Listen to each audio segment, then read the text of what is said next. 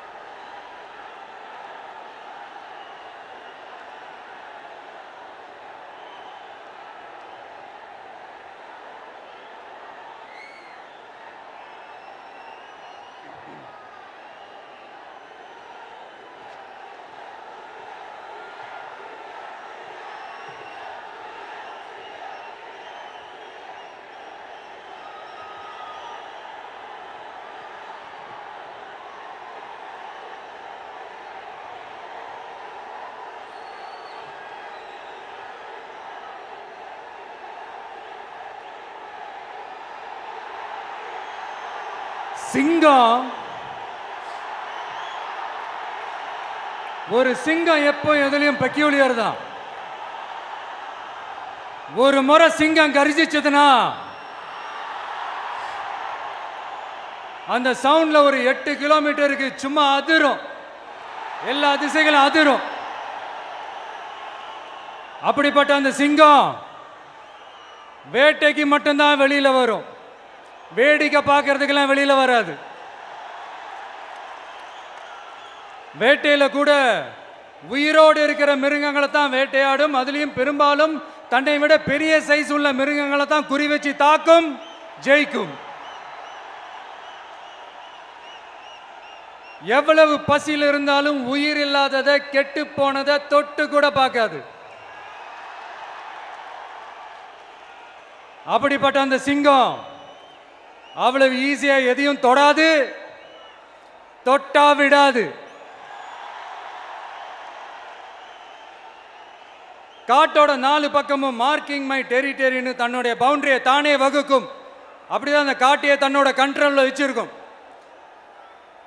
சிங்கத்துக்கு கூட்டத்தோட இருக்கிறதுக்கும் தெரியும், தனியா இருக்கிறதுக்கும் தெரியும். அப்படியே தனியா வரணும்னு நினைச்சாலும் அஞ்சாம அலட்டிக்காம சும்மா கெத்தா தனியா வந்து அத்தனை பேருக்கும் தண்ணி காட்டும். எப்போ எதிலையும் தன்னோட தனித்தன்மையை இழக்கவே இழக்காது. Yes, a lion is always a lion.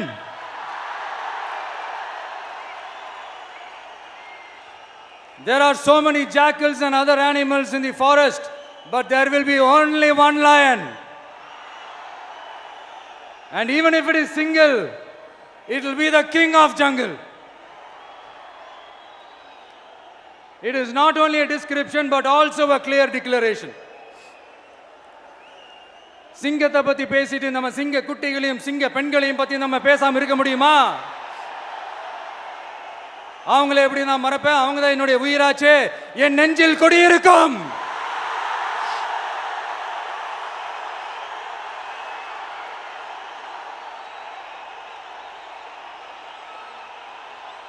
என்னுடைய தோழர்களுக்கும் தோழிகளுக்கும்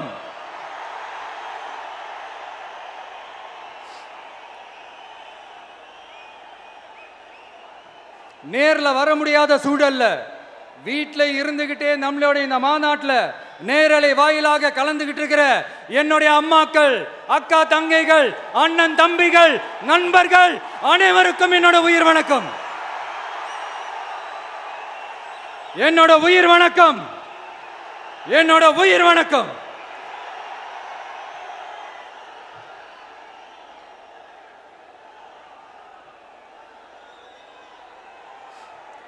வீரம் விளையும் மாமதுரை மண்ணை வணங்குகிறேன். இந்த மதுரைனாலே உடனே ஞாபகத்துக்கு வருது சீறி பாஞ்சி துள்ளி குதிக்கிற யாருக்கும் அடங்காத காளைகள் விளையாடுற அலங்காநல்லூர் ஜல்லிக்கட்டு தான். நம்ம வைகை ஆறு தான். அழகர் ஆத்துல இறங்குற வைபவம். மதுரை மீனாட்சி அம்மன். இந்த மண்ணோட உண்மையான குணம் உணர்வு பூர்வமான மண் இது. அது மட்டும் இல்ல, இந்த மண்ணில் வாழ்ற மக்களும் அப்படித்தான் உணர்வு பூர்வமான ஆளுங்க. நான் இந்த மண்ணில் கால் எடுத்து வச்ச உடனே ஒரே ஒருத்தரை பத்தி தான் மனசுக்குள்ள ஓடிக்கிட்டே இருந்தது.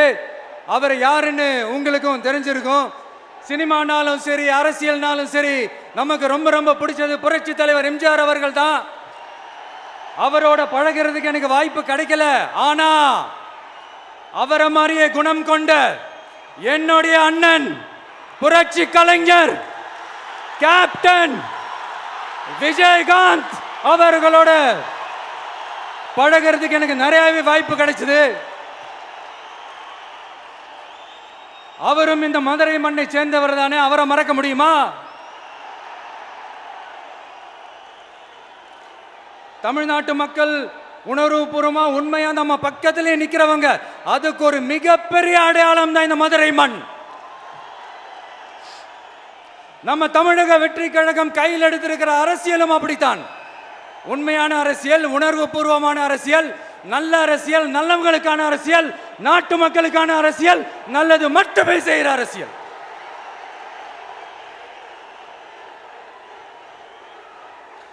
இதோ நம்மளுடைய இந்த இரண்டாவது மாநில மாநாடு வாகை சூடும் வரலாறு திரும்புகிறது. அப்படி இந்த மாநாட்டுக்கு பேர் வச்சிருக்கிறோம். 1967 1977 நம்ம தமிழக அரசியல் ஒரு மிகப்பெரிய ஆட்சி அதிகார மாற்றங்கள் ஒண்ணு நடந்துச்சு இல்லையா? அதே மாதிரிதான் அடுத்த வருஷம் 2026 அப்படி ஒரு வரலாறு திரும்ப போகுதுன்னு உறுதியா சொல்றதுக்கான மாநாடு தான் நம்மளோட இந்த இரண்டாவது மாநில மாநாடு. விக்கிரவாண்டி வீசாலையில் நம்மளுடைய ஃபர்ஸ்ட் மாநாடு நடத்தணும், வெற்றி கொள்கை திருவிழா. அதுக்கப்புறமே நீங்க பார்த்துருப்பீங்க தமிழக அரசியல் அந்த தட்ப வெப்பத்தையே மாத்தினுச்சு. நமக்கு எதிராக எத்தனை குரல்கள். ஆனா உங்களுக்கு தான் நம்மளை பத்தி நல்லா தெரியுமே. எந்த குரலையும் காதலையே போட்டுக்காம மக்களோட குரலை மட்டுமே கேட்டுக்கிட்டு நமக்கு எதிராக வர அத்தனை கூக்குரல்களையும் சின்னதா ஒரு சிரிப்போடவே கடந்து வந்திருக்கிறோம். அது இல்லாம நம்ம மாநாட்டில் ஒலிக்கிற இந்த குரல் இந்த ஒற்றை தமிழ் மகனோட குரல் மட்டுமல்ல, ஒட்டுமொத்த தமிழ்நாட்டு மக்களுடைய குரல். தமிழ்நாட்டில் இருக்கிற ஒவ்வொரு வீட்டில இருந்தும் ஒலிக்கிற குரல். ஒட்டுமொத்த உலகெங்கும் வாழும் ஒவ்வொரு தமிழ் வீட்டிலிருந்தும் எழும் குரல். இந்த சினிமா என்கிற மாபெரும் கலை ஆயுதத்தின் வாயிலாக சாதி, மதம், இனம், பாலினம், மொழி கடந்து இந்த நாட்டின் மூளை முடுக்கெங்கும் ரசிகர்களாக இருந்து தோழர்களாக நம்மோடு பயணிக்க துவங்கியுள்ள அனைவரோடும் இணைந்த ஒவ்வொரு மனிதருக்காகவும் ஒலிக்கிற உரிமை குரல். மாநில உரிமைக்காக, பெண் உரிமைக்காக, சமூக நீதிக்காக, சமநீதிக்காக, மதச்சார்பின்மைக்காக உண்மையா ஒலிக்கிற குரல். அதனால் இந்த குரலுக்கு எதிராக இன்னும் இன்னும் எத்தனை எத்தனை குரல்கள் வந்தாலும் ஓங்கி ஒலிக்குமே தவிர ஒரு நாளும் ஓயவே ஓயாது. Yes, it is an unstoppable voice, an unstoppable force.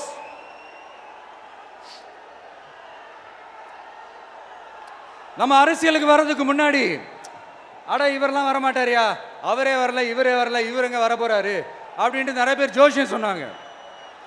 அப்புறம் நம்ம கட்சியினுடைய பேர் அறிவிச்சதுக்கு அப்புறம் பேரு தானே அறிவிச்சிருக்கிறாரு, மக்கள் கிட்ட பேர் வாங்கணும்ல, அதெல்லாம் முடியாதுன்னாங்க. அப்புறம் ரொம்ப முக்கியமா மாநாடு. மாநாடுலாம் எவ்வளோ பெரிய விஷயம். அதெல்லாம் இவர் ஒத்தால எப்படி பண்ண முடியும்? சும்மா பக்கத்தில் புஷியானதை வச்சுக்கிட்டு மாநாட்டில் எப்படி நடத்தி காட்ட முடியும்? அதெல்லாம் அவங்களால முடியாது. அப்புறம் மழை பெஞ்சிரும், மழை பெஞ்சு எல்லாத்தையும் கெடுத்துரும். ஏன் என் கூட இருக்கிறவங்களே கூட தான் சொன்னாங்க. அதுக்கப்புறம் என்ன நடந்துச்சுன்னு உங்க எல்லாருக்குமே தெரியும். இப்போ புதுசாக ஒன்று சொல்ல ஆரம்பிச்சிருக்கிறாங்க. அது என்னடானா, ஆட்சியை பிடிக்கிறதெல்லாம் அவ்வளோ ஈஸி இல்லை இல்லையா? இப்போ அதெல்லாம் விட்டாங்க. இப்போ இங்கே வந்துட்டாங்க.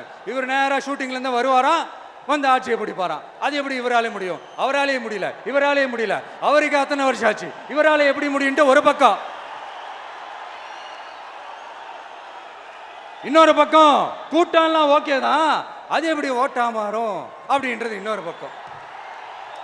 இப்படி கதை, திரைக்கதை, வசனம், இயக்கம், பாடல்கள்,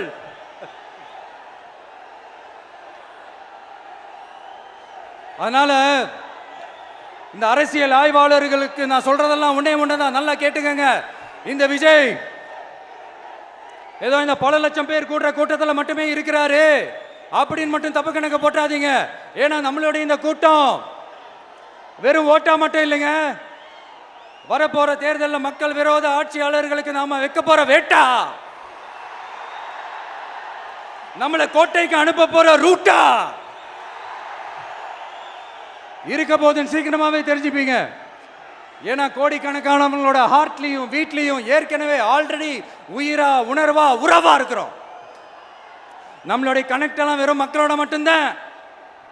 நாம யாருன்னு அவங்களுக்கு தெரியும், அவங்க யாருன்னு நமக்கு தெரியும்.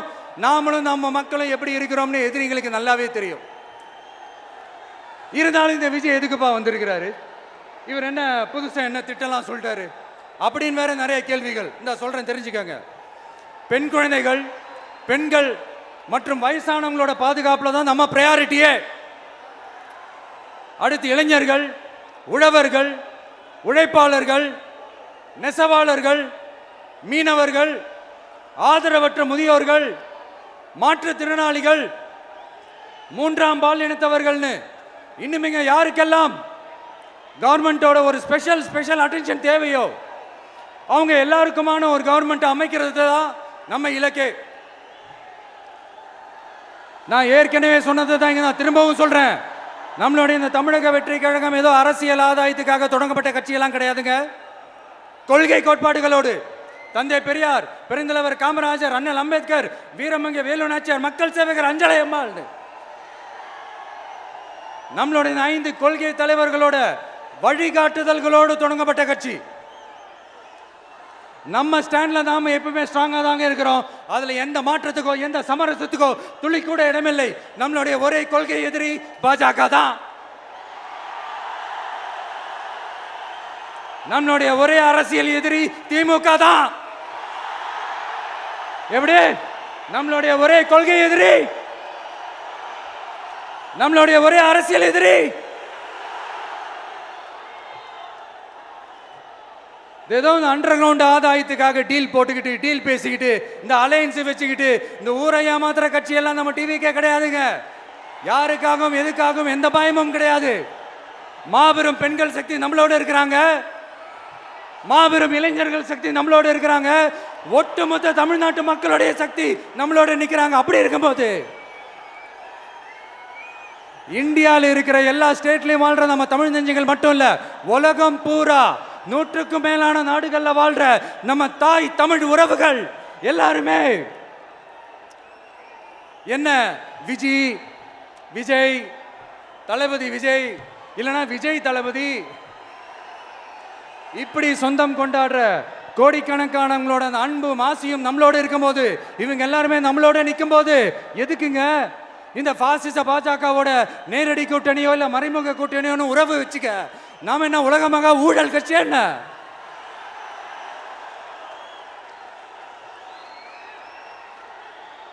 நம்மளை பத்தி சின்னதா ஒரு உண்மை ஒன்று சொல்லலாமா? என்னடா இவர் வாயால் இப்படி சொல்றாருன்ட்டு யாரும் தவறா நினைச்சுக்க வேணாம். ஏன்னா இது ஒரு விதத்தில் ஒரு ஃபேக்டும் கூட. அதனால தான் நான் சொல்லணும்னு ஆசைப்படுறேன். நம்ம யார் தெரியும்ல? நாம எல்லாருமே சொல்றேன். நாம யார் தெரியும்ல?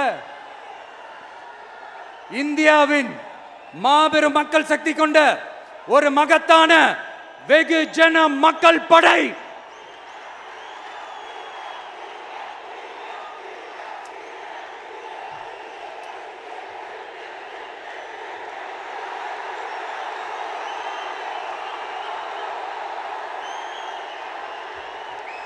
அதனால நம்ம தலைமையில நாம் அமைக்க போற இந்த உண்மையான மக்களாட்சிக்கான அச்சாரமாக மாபெரும் மக்கள் சக்தியே அணி அணியாக நம்மளோட திரண்டு நிக்கிறப்போ இந்த அடிமை கூட்டணியில சேர வேண்டிய அவசியம் நமக்கு இருக்குங்க. நம்மளுடைய இந்த கூட்டணி சுயமிழந்த கூட்டணியெல்லாம் இருக்காது, சுய மரியாதை கூட்டணியாக தான் இருக்கும். இந்த ஒரு பக்கம் ஆர்எஸ்எஸ் கிட்ட அடிபணிஞ்சுக்கிட்டு இன்னொரு பக்கம் மதச்சார்பற்ற கூட்டணின்னு இந்த மக்களை ஏமாத்துற கூட்டணியெல்லாம் நம்ம கூட்டணி இருக்காது.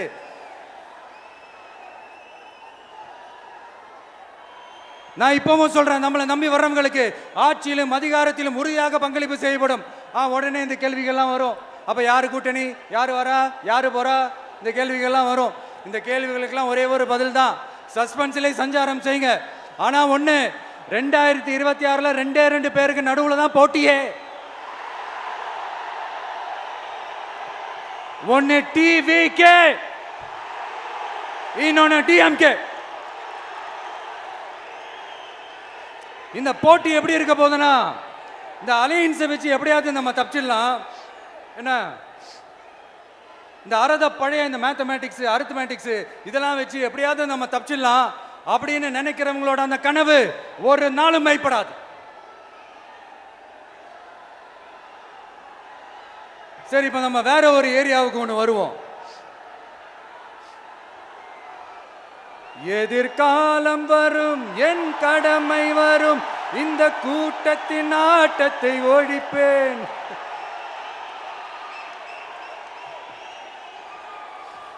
மக்கள் அரசியல் என்ற அந்த சவுக்க கையில் எடுக்கலாமா? யாருக்கு எதிரான தானே கேட்கிறீங்க? வேற யாரு? மறைமுக உறவுக்காரர்களான பாசிச பாஜகவும் பாய்சன் திமுகவும் தான். மாண்புமிகு பிரதமர் நரேந்திர மோடிஜி அவர்களே 3வது முறையா ஒன்றியத்தோட ஆட்சி அதிகாரத்தை நீங்க தானே கையில் வச்சிருக்கிறீங்க. இல்ல, நாங்க தெரியாம தான் கேட்கிறோம்.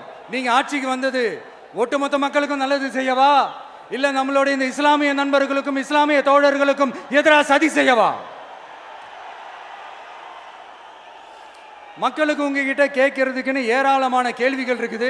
அதனால அவங்க சார்பா, அவங்கள ஒருத்தனா, அவங்களோட ஒரு உண்மையான ஒரு பிரதிநிதியா உங்ககிட்ட சில கேள்விகள் கேட்கணும். மிஸ்டர் பிரைம் மினிஸ்டர் அவர்களே, நம்ம தமிழ்நாட்டு மீனவர்கள் கிட்டத்தட்ட ஒரு 800 பேருக்கு மேல இலங்கை கடற்படையால தாக்கி அழிக்கப்பட்டிருக்கிறாங்க. அதை கண்டிக்கிறதுக்காக உங்களை பெருசா எதுவும் செய்ய சொல்லல, சின்னதா ஒண்ணு மட்டும் செஞ்சு கொடுங்க. இனிமேலாச்சும் எங்களுடைய மீனவர்கள் பாதுகாப்பா இருக்கிறதுக்காக இந்த கச்சத்தீவை இலங்கை கிட்ட இருந்து மீட்டு கொடுத்துருங்க, அது போதும். உங்களுடைய இந்த முரட்டு பிடிவாதத்தால நீங்க நடத்துற இந்த நீட்டு தேர்வு, அதனால இங்க என்னென்ன நடக்குதுன்னு சொல்றதுக்கே மனசு வலிக்குது. அதனால அந்த நீட்டு தேர்வு தேவையில்லைன்னு அறிவிச்சிருங்க, அது போதும். செய்வீர்களா திரு நரேந்திரபாய் தாமோதர் மோடிஜி அவர்களே? எங்களுக்கு என்னென்ன தேவையோ, என்னென்ன நல்லதோ அதெல்லாம் செய்ய மாட்டேங்கிறீங்க. ஆனா ஆட்சி அதிகாரத்தை மட்டும் கையில வச்சுக்கிட்டு மக்களை ஏமாத்த நேரடியாக ஒரு பாசிச பாஜக அடிமை கூட்டணி ஒண்ணு. அடுத்து உங்களோட இந்த மைனாரிட்டி ஆட்சியை ஓட்டுறதுக்காக மறைமுகமாக ஆர்எஸ்எஸ் அடிமை குடும்பம்னு இன்னொரு கூட்டணி. இப்படி மக்கள் சக்தியே இல்லாத இந்த ஊழல் கட்சிகளை மிரட்டி அடிபணிய வச்சு 2029 வரைக்கும் சொகுசு பயணம் போயிடலாம்னு திட்டம் தீட்டி வச்சிருக்கிறீங்க. அதானே ஜி?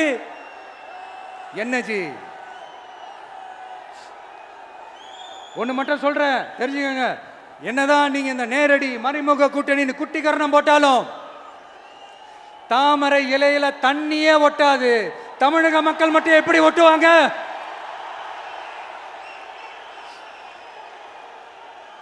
இங்க ஒரு எம்பி சீட்டு கூட தரலன்றதுக்காக தமிழ்நாட்டுக்கும் தமிழ்நாட்டு மக்களுக்கும் எதுவுமே செய்யாம ஓரவஞ்சனை செய்யுது இந்த ஒன்றிய பாஜக அரசு. சங்கம் வச்சு தமிழ் வளர்த்த மண் இந்த மதுரை மண். அதனால இங்க அந்த கீழடியில கிடைச்ச ஆதாரங்களை எல்லாம் மறைச்சிட்டு எங்க நாகரிகத்தையும் எங்க வரலாறையும் அழிக்கிறதுக்காக உள்ளடி வேலை செய்யலாம்னு நினைக்கிறீங்க. தமிழ்நாட்டை தொட்ட என்ன நடக்கும் நீங்க பல உதாரணங்கள் இருக்குது. அதனால இதையெல்லாம் மறைச்சிட்டு எங்க மக்களை ஏமாத்திடலாம்னு மட்டும் நினைக்காதீங்க. மத நல்லிணக்கத்திற்கு பெயர் பெற்ற இந்த மதுரை மண்ணிலிருந்து சொல்றேன், உங்க எண்ணம் எல்லாம் ஒரு நாளும் ஈடேறாது.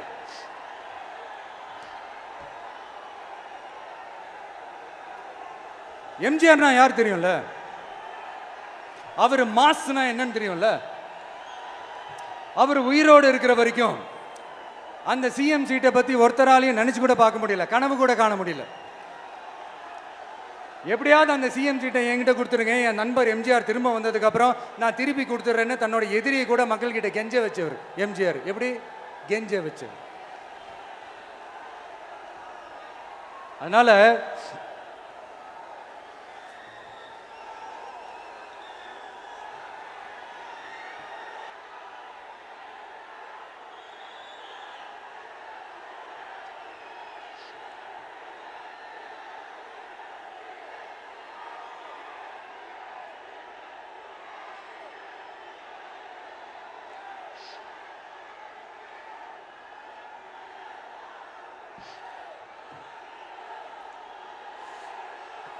ஆனா இப்போ அவர் ஆரம்பிச்ச அந்த கட்சியை, எம்ஜிஆர் அவர்கள் ஆரம்பிச்ச அந்த கட்சியை கட்டி காக்கிறது யாரு? இன்னைக்கு அந்த கட்சி எப்படி இருக்குது? அதை நான் சொல்லிதான் உங்களுக்கு தெரியணுமா என்ன? அப்பாவி தொண்டர்கள் அதை வெளியில சொல்ல முடியாம வேதனையில தவிக்கிறாங்க. 2026 சட்டமன்ற தேர்தலில் யாருக்கு ஓட்டு போடணும், எப்படிப்பட்ட ஆட்சி இங்க அமையணும்னு அந்த அப்பழுக்கற்ற அந்த தொண்டர்களுக்கும் ரொம்ப நல்லாவே தெரியும். அதனால என்ன வேஷம் போட்டுக்கிட்டு பாஜக இங்க தமிழ்நாட்டுக்குள்ள வந்தாலும் அவங்க வித்தை எல்லாம் இங்க வேலைக்கே ஆகாது. இப்படி பொருந்தா கூட்டணியா இந்த பாஜக கூட்டணி இருக்கிறதுனால இப்ப ஆட்சியில இருக்கிற இந்த வெற்றி விளம்பர மாடல் திமுக என்ன செய்துன்னு தெரியும்ல? பாஜகவோட உள்ளுக்குள்ள ஒரு உறவை ஒன்று வச்சுக்கிட்டு வெளியில எதிர்க்கிற மாதிரி ஒரு டிராமா ஒன்று பண்ணிக்கிட்டு, எதிர்கட்சியா இருந்தா போங்க மோடின்னு பலூன் விடுறது, ஆளுங்கட்சியா இருந்தா வாங்க மோடின்னு கொடை பிடிச்சிக்கிட்டு கும்பிடு போடுறது. இது மட்டுமா? ஒரு ரைடுன்னு ஒன்று வந்துட்டா போதும், இது வரைக்கும் போகவே போகாத ஒரு மீட்டிங், அதை காரணம் காட்டி டெல்லிக்கு போறது, அங்க ஒரு சீக்ரெட் மீட்டிங் நடத்துறது. நல்லா நோட் பண்ணணும் மக்களே, அந்த மீட்டிங் அப்புறம் இந்த இஷ்யூ அப்படியே காணாம போயிருக்குமே. அதேதான் Stalin uncle, what uncle is very wrong uncle.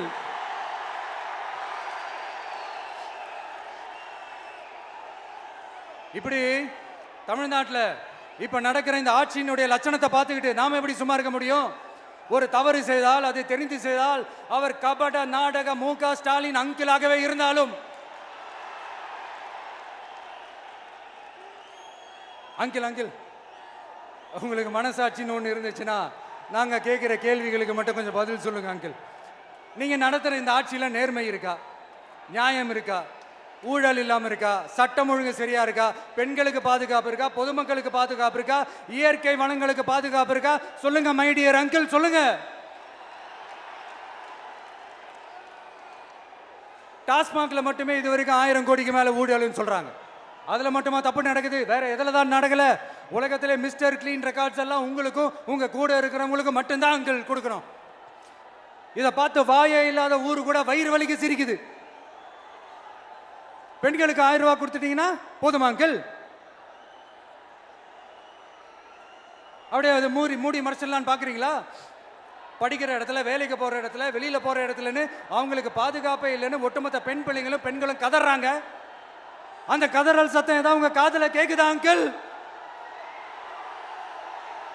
இதுல வேற உங்க அப்பான்னு கூப்பிடுறாங்கன்னு வேற சொல்றீங்க. What is this uncle? Is very very wrong uncle, is very very wrong. பெண்களுக்கு மட்டுமா பொய் வாக்குறுதி கொடுத்து ஏமாத்துறீங்க? அரசு ஊழியர்கள், ஆசிரியர்களை ஏமாத்துறீங்க, விவசாயிகளை ஏமாத்துறீங்க, பரந்தூர்ல பாதிப்பே வராதுன்னு சொல்லி ஏமாத்துறீங்க, மீனவர்களை ஏமாத்துறீங்க, போதைப் பொருள் கலாச்சாரத்தை ஒழிக்காம ஏமாத்துறீங்க.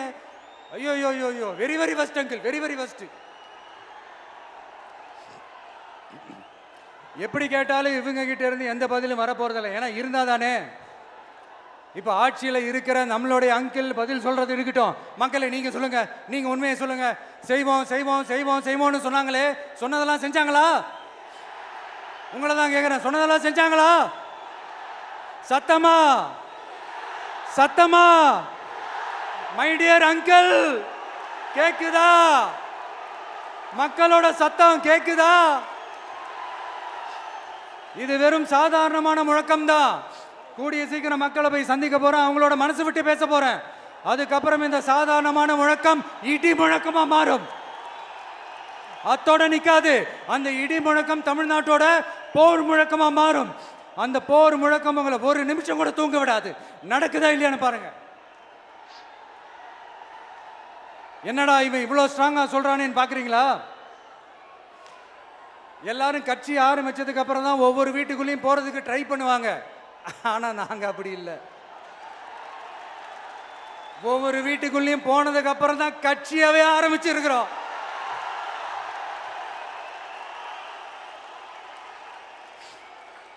அதனால ஒட்டுமொத்தமா எல்லாருமா சேர்ந்து இந்த திமுக ஆட்சியை, கபட நாடக திமுக ஆட்சியை 2026 தேர்தலில் வீட்டுக்கு அனுப்புறோம்.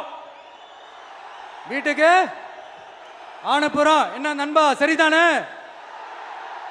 என்ன நண்பி, செய்வீர்கள் தானே? இப்போ உங்களுக்கு சின்னதா ஒரு சர்ப்ரைஸ். நம்ம கட்சியினுடைய வேட்பாளர் பட்டியலை இப்ப நான் அறிவிக்க போறேன். மதுரை கிழக்கு வேட்பாளர் விஜய். இன்னும் முடிக்கல. ஒரு நிமிஷம், இன்னும் முடிக்கல. மதுரை மேற்கு வேட்பாளர்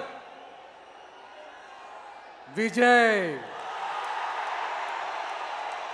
மதுரை மத்தி வேட்பாளர் விஜய். மதுரை தெற்கு வேட்பாளர் விஜய். மதுரை வடக்கு வேட்பாளர் விஜய். மேலூர் விஜய். சோழவந்தான் விஜய். திருப்பரங்குன்றம் விஜய். திருமங்கலம் விஜய். உசிலம்பட்டி விஜய்.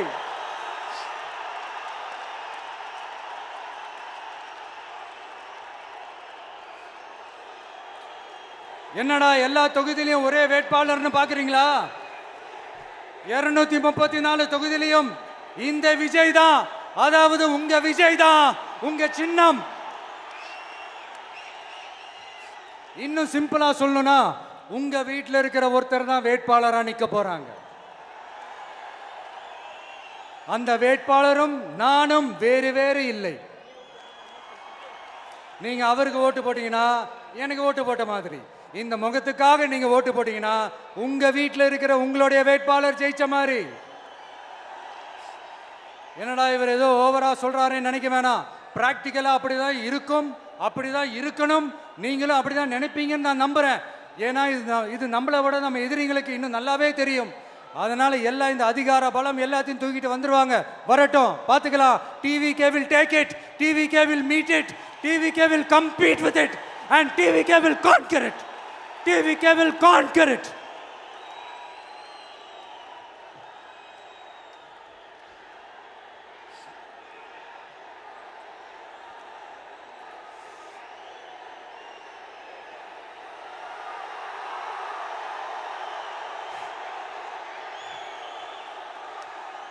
இந்த நேரத்தில் நம்ம மனசுல இருக்கிறத மக்கள் கிட்ட சொல்லி ஆகணும். தூத்துக்குடி ஸ்னோலினோட அம்மா என்ன அவங்களோட தம்பி, இன்னும் அவங்க பொண்ணுக்கு நான் தாய் மாமன்னு சொன்னாங்க. அந்த அக்காவோட குழந்தைங்க மட்டும் இல்லைங்க, என்ன அண்ணனா தம்பியா நினைக்கிற தமிழ்நாட்டில் இருக்கிற என்னோட எல்லா சகோதரிகளின் குழந்தைகளுக்கும் நான் இன்னைக்கு மட்டும் இல்ல, என்னைக்குமே ஒரு தாய் மாமனா தான் இருப்பேன். நீங்க எல்லாரும் என்னுடைய ரத்த உறவு, கூட பிறந்த பொறுப்பு. என் வீட்டு ரேஷன் கார்டில் வேணா உங்க பேர் இல்லாம இருக்கலாம், உங்க வீட்டு ரேஷன் கார்டில் வேணா என் பேர் இல்லாம இருக்கலாம். ஆனா நாம் எல்லாரும் ஒண்ணுதான், உறவு தான். நமக்கு இடையே எந்த அரசியலும் உள்ள நுழையவே முடியாது. என்கிட்ட இருந்து உங்களையும் உங்ககிட்ட இருந்து என்னையும் எந்த சக்தியாலும் பிரிக்கவே முடியாது. அப்புறம் நான் ஒன்றும் இந்த மார்க்கெட் போனதுக்கு அப்புறம், ரிட்டையர் ஆனதுக்கு அப்புறம் அடைக்கலம் தேடி அரசியலுக்கு வரல, படைக்கலனோட வந்திருக்கிறோம். பவர்ஃபுல் ஃபோர்ஸோட, மாபெரும் படை வரிசையோட, எல்லாத்துக்கும் தயாராகி தான் வந்திருக்கிறோம். இவ்வளவு தயாரா நாம அரசியலுக்கு வர்றதுக்கு ரொம்ப ரொம்ப முக்கிய காரணம் ஒன்று இருக்கு. அது என்ன தெரியுமா? நன்றி கடன், நன்றி கடன், நன்றி கடன். கிட்டத்தட்ட ஒரு 30 வருஷமா, 30 வருஷத்துக்கு மேல நீங்க தான் நம்ம மக்கள் தான் என் கூட நிக்கிறீங்க, எனக்காக நிக்கிறீங்க, என்னை தாங்கி பிடிக்கிறீங்க, மனசுல ஏந்தி பிடிக்கிறீங்க, தாய் அன்போட மடியில ஏந்திக்கிறீங்க. உண்மையை சொல்லணும்னா வேற யாரை விடவும் எனக்கு இந்த அன்பையும் ஆதரவையும் கொடுத்துருக்கிறீங்க. என் மேல உயிரையே வச்சிருக்கிறீங்க. என்ன உங்க வீட்டில் ஒருத்தனாவே ஆக்கிட்டீங்க. நீங்க எனக்கு கடவுள் கொடுத்த வரம்.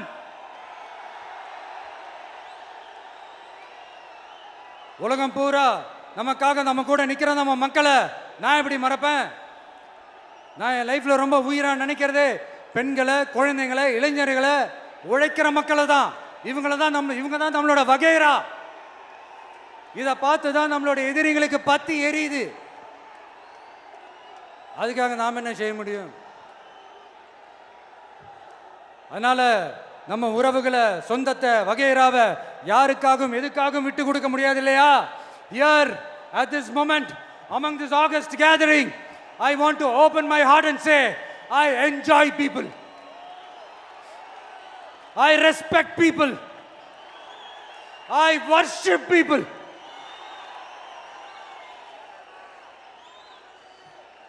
சரிப்பா, இவ்வளவு செஞ்ச நம்ம மக்களுக்கு நன்றி கடனா உன்னால முழுமையா செலுத்த முடியுமான்னு கேட்டா சத்தியமா சொல்றேன், என்னால முடியாதுதான். இன்னும் எத்தனை ஜென்மம் எடுத்தாலும் அந்த நன்றி கடனை என்னால தீர்க்கவே முடியாது. அப்புறம் என்ன மானாவுக்கடா நீ வந்திருக்க அதானே கேட்குறீங்க? மைண்ட் வாய்ஸ் கேட்ட மாதிரி இருந்தது.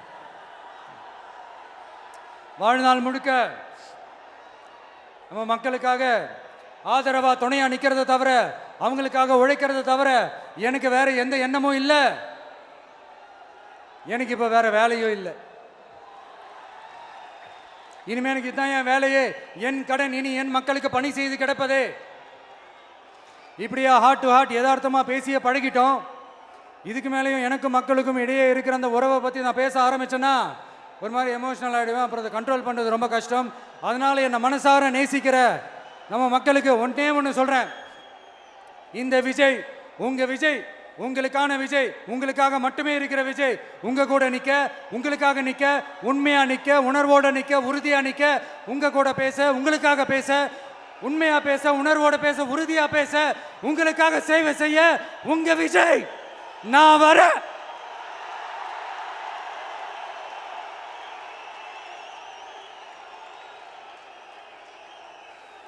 சொல்லல முக்கியம், செயல் செயல் செயல் தான் முக்கியம். செய்கை தான் சும்மா சிறப்பா இருக்கணும். இந்த ஆட்சிக்கு வந்தேன்னா சும்மா அது செய்வேன், இது செய்வேன், நல்லது செய்வேன், உருட்டுவேன், புரட்டுவேன், அதெல்லாம் கிடையாது. செய்யறதுக்கு நல்லது செய்யறதுக்கு மட்டும்தான் இந்த விஜய்.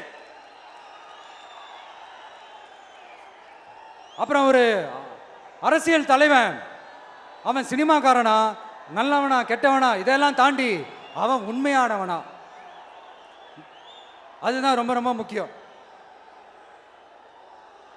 இது சம்பந்தமா ஒரு குட்டி கதை ஒன்று சொல்றேன். ஒரு நாட்டில் ஒரு ராஜா தனக்கு பக்கபலமா இருக்கிறதுக்காக, கூட துணையா இருக்கிறதுக்காக ஒரு தளபதியை தேடுறாரு. சரியான தகுதிகளோட ஒரு 10 பேர் செலக்ட் ஆகுறாங்க. ஆனால் அதில் ஒருத்தர் மட்டும் தான் செலக்ட் பண்ணணும். அதனால் அந்த ராஜா என்ன பண்ணுறாருன்னா ஒரு டெஸ்ட் வைக்கிறாரு. அந்த 10 பேர் கையிலையும் விதை நெல்லை கொடுத்து இதை நல்லா வளர்த்து கொண்டு வாங்க, ஒரு 3 மாதம் கழிச்சு வாங்கன்னு சொல்லி அனுப்பி வச்சிடுறாரு. 3 மாதம் கழிச்சு வரும்போது அதில் ஒருத்தர் ஆள் உயரத்துக்கு வளர்த்துருந்தாரு, ஒருத்தர் தோல் உயரத்துக்கு வளர்த்துருந்தாரு. அதில் ஒரு 9 பேரும் நல்லா வளர்த்து கொண்டு வந்திருந்தாங்க. ஒருத்தர் மட்டும் வெறும் தொட்டியோடவே வந்தார். என்னன்னு கேட்டதுக்கு, நானும் தண்ணி ஊற்றி ஊற்றி பார்க்குறேன், உரம் வச்சு பார்க்குறேன், வளரவே மாட்டேங்குது ராஜா, என்ன பண்ணுறதுன்னு தெரியலன்னு சொன்னதுக்கு ராஜா அவரை கட்டி அணைச்சிக்கிட்டு, இனிமே நீதான் என்னுடைய தளபதி, எல்லா அதிகாரமும் உனக்கு தான் சொன்னார். ஏன்னா அந்த 10 பேர் கையிலையும் ராஜா கொடுத்தது அவித்த விதை நெல், அது முளைக்கவே முளைக்காது. அந்த 9 திருட்டு பயலும் என்ன பண்ணியிருக்காங்கன்னா வேற விதை நெல்லை வாங்கி அதை வளர்த்துட்டு ராஜாவையும் மக்களையும் ஏமாத்திருக்கிறாங்க. ஆனால் இவர் மட்டும் உண்மையை போட்டு உடைச்சிட்டார். அதனால ஒரு நாட்டுக்கு திறமை எந்த அளவுக்கு முக்கியமோ அந்த அளவுக்கு உண்மையும் நேர்மையும் முக்கியம். இப்போ நீங்க எல்லாரும் தான் அந்த ராஜா. நீங்க தேர்ந்தெடுக்க போற அந்த தளபதி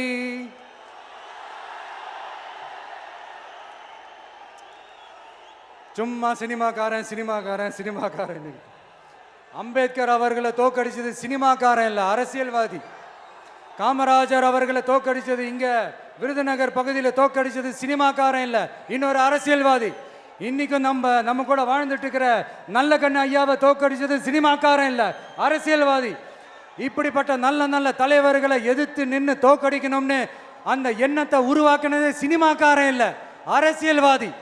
அதனால எல்லா அரசியல்வாதியும் அறிவாளியும் கிடையாது, எல்லா சினிமாக்காரனும் முட்டாளும் கிடையாது. கான்பிடண்டா இருங்க, நல்லதே நடக்கும், வெற்றி நிச்சயம். மீண்டும் சந்திக்கும் வரை நன்றி, வணக்கம்.